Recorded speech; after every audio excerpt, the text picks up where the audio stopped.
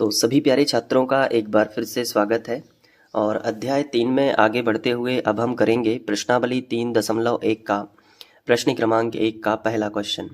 तो पहले तो प्रश्न क्रमांक 1 जो है इसे पढ़ लेते हैं। इसमें दिया है कि निम्न समस्याओं में रैखिक समीकरणों के युग्म बनाइए और ग्राफीय विधि से हल कीजिए। मतलब नीचे हमें एक समस्या दी गई है, अब उस समस्या से हमें समीकरण बनाना है और फिर उसके बाद ग्राफीय विधि से हल ज्ञात करना है। तो चलिए ये जो पहला क्वेश्चन है इसी से स्टार्ट करते हैं। सवाल को बहुत अच्छे से पढ़िएगा। लिखा है कि कक्षा 10 के 10 विद्यार्थियों ने, मतलब कक्षा 10 में टोटल 10 विद्यार्थी हैं, एक गणित की पहेली प्रतियोगिता में भाग लिया। गणित की पहेली प्रतियोगिता में भाग लिया यदि लड़कियों की संख्या लड़कों की संख्या से 4 अधिक हो तो प्रतियोगिता में भाग लिए गए लड़कों और लड़कियों की संख्या ज्ञात कीजिए। अब ये पूरा सवाल हमने पढ़ लिया, लेकिन ज़्यादा कुछ समझ में नहीं भी आया है तो टेंशन लेने की ज़रूरत नहीं है, बस ध्यान से देखते रहो। सवाल का आखिरी हिस्सा पढ़ने से हमें पता चलेगा कि हमें शुरुआत कहाँ से करनी है। जैसे देखो ये सवाल में क्या पूछा गया है, प्रतियोगिता में भाग लिए लड़कों और लड़कियों की संख्या ज्ञात करो। तो लड़कों की संख्या को हम x मान लेंगे और लड़कियों की संख्या को हम y मान लेंगे। तो हम लिखेंगे माना, फिर लड़कों की संख्या पहले दिया गया है ना क्वेश्चन में लड़कों, तो लड़कों की संख्या पहले लिखेंगे, लड़कों की संख्या, और लड़कों की संख्या को हम मान लेंगे यहाँ पे x। फिर इसके बाद आपको लिखना है लड़कियों की संख्या, और इसको आपको y मान लेना है। ठीक है, लड़कियों की संख्या को क्या मान लेना है, y। इतना बन जाएगा सबसे पहले। इसके बाद आपको क्या करना है कि कक्षा 10 में 10 विद्यार्थी हैं टोटल, ये सवाल में हमें दिया गया है। तो हम यहाँ पे लिखेंगे कि प्रश्नानुसार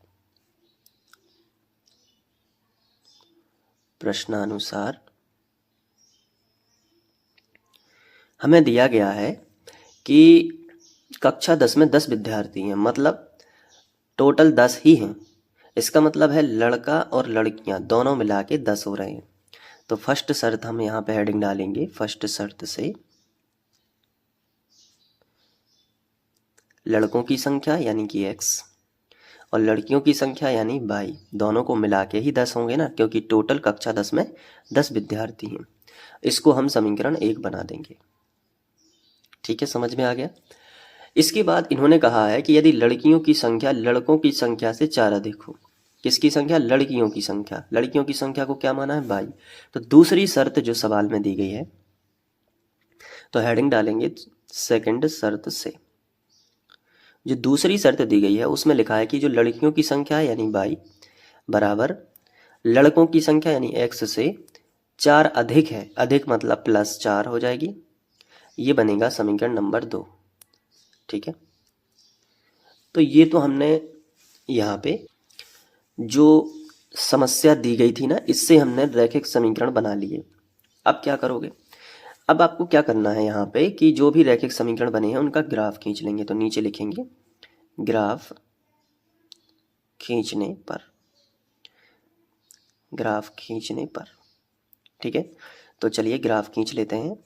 ग्राफ कैसे खींचोगे, सबसे पहले आपको ग्राफ खींचने के लिए या ग्राफ विधि से सबसे पहले समीकरण 1 ले लेंगे। अभी ग्राफ तो जब खींचेगा जब तालिका आएगी, तो अपन को समीकरण 1 ले लेना है सबसे पहले।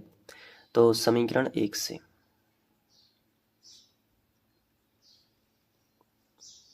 ठीक है, आप यहाँ पे ये भी लिख सकते हो ग्राफीय विधि से हल। ठीक है, तो समीकरण 1 लिख लिया, x + y बराबर 10। पहले इसकी तालिका बनाएंगे।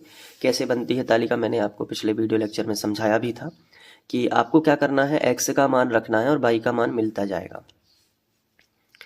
तो कोशिश करना है कि x का और y का मान छोटा रहे। तो लॉजिक लगा के भी मान कैसे रखते हैं वो भी मैंने आपको बताया। तो चलिए रखते हैं। तो यहाँ पे जो x है इसकी जगह पे हम लिख लेते हैं, इसको समीकरण 1 बनाएंगे। x बराबर थोड़ा बड़ा मान रखते हैं ताकि ये y का मान घट सके। तो हमने रखा कि x बराबर 5 रखने पर तो जब हम समीकरण 1 में x बराबर 5 रखेंगे तो क्या होगा, x की जगह पे कितना आ जाएगा, 5 आ जाएगा, और प्लस में आ जाएगा बाई, और बराबर कितना हो जाएगा, 10 हो जाएगा। ठीक है, अब यहाँ पे जो 5 है इसका पक्षांतर कर लेंगे तो बाई बराबर हो जाएगा 10 माइनस 5। इसके बाद यहाँ पे देखो बाई बराबर हो जाएगा, 10 में से 5 घटाएंगे तो 5 बचेगा, तो बाई बराबर कितना आ गया, 5। ये जो है बाई का मान आ जाएगा। तो यहाँ पे आप तालिका बना सकते हो, तो मैं तालिका बना लेता हूँ। अब इस तालिका में आपको यहाँ पे x लिखना है और यहाँ पे y लिखना है। x का मान कितना रखा है, 5 रखा है, तो y का मान कितना मिल गया, 5। अब एक और मान रखते हैं x का, तो चलो इस बार 6 रख देते हैं, तो इस बार 4 आ जाएगा। तो x बराबर 6 रखने पर, वो समीकरण 1 में ही रखेंगे, तो x बराबर 6 रखने पर, तो यहाँ x की जगह पे कितना आ जाएगा, 6 आ जाएगा। फिर बाई लिखा है ना प्लस में, तो प्लस बाई आ जाएगा, और बराबर कितना आ जाएगा, बराबर में 10 आ जाएगा, तो यहाँ पे बराबर 10 लिख दो। अब इसके बाद ये जो 6 है ना, इसका पक्षांतर इस तरफ हो जाएगा, तो बाई बराबर आएगा 10 माइनस 6। इसके बाद जो 10 में से 6 घट जाएंगे तो कितने बचेंगे, 4 बचेंगे, और ये जो है अपना उत्तर आ जाएगा बाई का। तो x का मान 6 रखने से बाई का मान कितना मिल रहा है, 4 मिल रहा है। तो ये पहले समीकरण की तालिका रेडी हुई। अब हम दूसरे समीकरण को उठाएंगे नेक्स्ट पेज पे, जबकि दूसरा समीकरण ये है ना, बाई बराबर x प्लस 4, इसको लिख लेते हैं। तो हमने लिखा समीकरण 2 से बाई बराबर x प्लस 4, और इसको बना दिया समीकरण नंबर 2। अब इसमें हमें x का मान रखना है तो बाई का मान मिलेगा, तो इसमें हम एक तो x बराबर 0 रख देते हैं, जिससे बाई का मान हमें बहुत कम मिलेगा, 4। तो लिखेंगे कि x बराबर 0 रखने पर तो बाई बराबर क्या हो जाएगा, बाई बराबर x की जगह पे हमने 0 रख लिया, और प्लस कितने हो गए, 4। अब 4 में 0 जुड़ेगा तो 4 ही आएगा, तो बाई बराबर कितना हो जाएगा, 4। ठीक है, तो ये आपको बाई का मान मिला। तो आप तालिका बना लेंगे यहाँ पे इस तरीके से, यहाँ x लिखोगे और यहाँ क्या लिखोगे, बाई। अब x का मान कितना है, 0 है, और बाई का कितना मिला है, 4 मिला, तो 4 लिख दो। अब x की जगह पे 1 रखेंगे, ठीक है, ताकि बाई का मान ज़्यादा से ज़्यादा, 4 में 1 जुड़ेगा तो 5 ही आएगा। बाई का मान और x का मान छोटा होना चाहिए, तो x बराबर 1 रखने पर, तो बाई बराबर जहाँ पे x लिखा है ना उसकी जगह पे 1 रख दो, और धन कितने लिख दो, 4। तो बाई बराबर हो जाएगा 4 और 1 5। ठीक है, ये भी तो बन जाएगा। तो x का मान 1, तो बाई का मान 5। ठीक है, अब ग्राफ खींच लेना है यहाँ पे, तो नीचे हम ग्राफ बना देते हैं यहाँ पे। तो ये देखिए ग्राफ मैंने बना लिया है। अब समीकरण 1 की जो तालिका है वो देखो यहाँ पे, तो ये है समीकरण 1 की तालिका। अब इसमें देखो आप कि x का मान जो है वो 5 है और बाई का मान भी 5 है। तो चलो सबसे पहले इसका बिंदु ढूंढते हैं। तो x का 5 ये है और बाई का 5 ये है, तो क्या इन दोनों को ऐसे मिला देंगे, तो आंसर है नहीं। x का 5 ऐसे जाएगा इस तरीके से, और पहले मैं खींच लेता हूँ x का 5 यहाँ तक शायद, ये देखिए। अब बाई का 5 ऐसे जाएगा, तो वो भी मिला देते हैं। और दोनों जो पॉइंट हैं वो इस पॉइंट पे कट रहे हैं, तो इस वाले पॉइंट पे हम डार्क बिंदु कर सकते हैं। और यहाँ पे हम लिखेंगे कि ये जो बिंदु है ये है 5, x का 5 और बाई का 5, बन जाएगा ना ये। अब पहले ही समीकरण की तालिका में आगे बढ़ते हैं, तो 6 और 4 है, मतलब x का बिंदु 6 और बाई का बिंदु 4। तो x का 6 कहाँ पे है, ये है, ठीक है, और बाई का 4 कहाँ है, ये है। तो इनको भी आगे बढ़ाते हैं। तो x का 6 ये देखिए, और बाई का 4, तो 4 को इसी लाइन से मिलाना है। अब मिला देते हैं।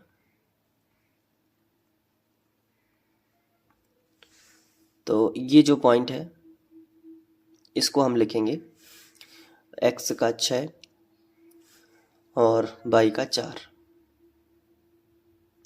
अब इन दोनों बिंदुओं को हम मिला देते हैं, ठीक है, स्केल रख के। तो इस तरीके से हमने मिला दिया स्केल की सहायता से।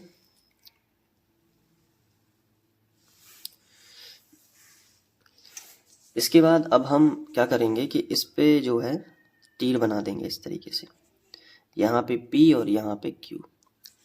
ठीक है, अब समीकरण 2 की तालिका भी खींच लेते हैं। ये समीकरण 1 की है, तो यहाँ पे हम समीकरण 1 का नाम लिख सकते हैं, जो कि था x प्लस वाई बराबर 10। ये भी आप लिख के आना एग्जाम में। अब समीकरण 2 पे आ जाते हैं। तो समीकरण 2 में x का मान है 0 और y का मान कितना है, 4 है। तो समीकरण x का मान 0 और y का मान 4 है, तो यही बिंदु डार्क हो जाएगा। इसके बाद x का मान 1 है और y का मान 5 है, तो x का मान 1 ये है और y का मान 5 ये है। तो हम स्केल रखेंगे और इसको मिला देंगे। तो कैसे मिलेंगे, ये 1 है ना, तो सबसे पहले तो 5 के पास में इस तरीके से डैश डैश बनाएंगे और ये इस तरीके से, तो ये इस पॉइंट पे कटेगा। अब ये जो दोनों बिंदु हैं इनको मिला देते हैं, तो इनको अच्छे से मिला देते हैं। ठीक है, ये देखो हमने इस तरीके से मिलाया। अब इस पे भी हमने तीर के चिन्ह बना दिए, तो इसको हम दे सकते हैं RS। अब ये दोनों पॉइंट जिस भी बिंदु पे टच हो रहे हैं ना, ये देखो ये वाला बिंदु है, इस बिंदु को हम इधर और इधर मिला सकते हैं। तो ये देखो आप, ये बिंदु है 3 और 7, 3 और 7। तो ये दोनों समीकरणों के हल कितने होंगे, 3। x का बिंदु 3 से टच हो रहा है और y का जो 7 से। और अगर आप ग्राफ कॉपी पे बनाओगे तो आपका बिल्कुल क्लियर आ जाएगा। तो अब हम नीचे लिखेंगे कि अतः, पहले इस पे समीकरण भी हम लिख सकते हैं। इस वाली लाइन पे हम समीकरण नंबर 2 लिखेंगे, जो कि है y बराबर x प्लस 4। ये लिख लेना है आपको। और नीचे लिखना है यहाँ पे कि दिए गए समीकरण युग्मों का प्रतिच्छेदी बिंदु, या फिर लिख सकते हैं का ग्राफ बिंदु किस पे टकरा रहा है, देखो 3 और 7 पे। तो लिख सकते हैं का ग्राफ बिंदु 3, 7 पर प्रतिच्छेद करता है। तो यहाँ पे लिखेंगे प्रतिच्छेद करता है,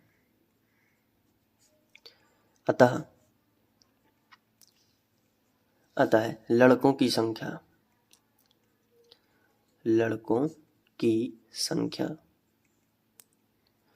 कितनी होगी, 3, और लड़कियों की संख्या कितनी होगी, 7। ठीक है, तो यहाँ पे हमें उसी तरीके से कर देना है, लड़कियों की संख्या 7, फिर लिख देना है होगी। तो ये था आंसर। अब आपको नोट करना है तो मैं आपको दिखा देता हूँ। तो आपको यहाँ से लिखना है, ये देखिए, फिर इसके बाद यहाँ पे स्क्रीनशॉट ले लेना। फिर यहाँ पे इसके बाद ये ग्राफ कॉपी ले लेना, तो गलती के चांस कम होंगे। थोड़ी बहुत माइनर जो मिस्टेक होती है, वो हाथ से ग्राफ बनाया है तो थोड़ी बहुत त्रुटि रह जाती है। ठीक है, बाकी सवाल इसी तरीके से करना है और आगे देखिए। ठीक है, अब हम लोग पहला सवाल कर चुके हैं, प्रश्नावली तो 3.1 का ये पहला सवाल। अब इसको बहुत अच्छे से रिवीजन कर लो, और बाकी के वीडियोस देखना चाहते हो तो एंड स्क्रीन पे यहाँ पे प्लेलिस्ट दिख रही होगी, तो उस पर क्लिक करके सारे वीडियोस देख सकते हो। मिलते हैं नेक्स्ट वीडियो लेक्चर में। Thank you.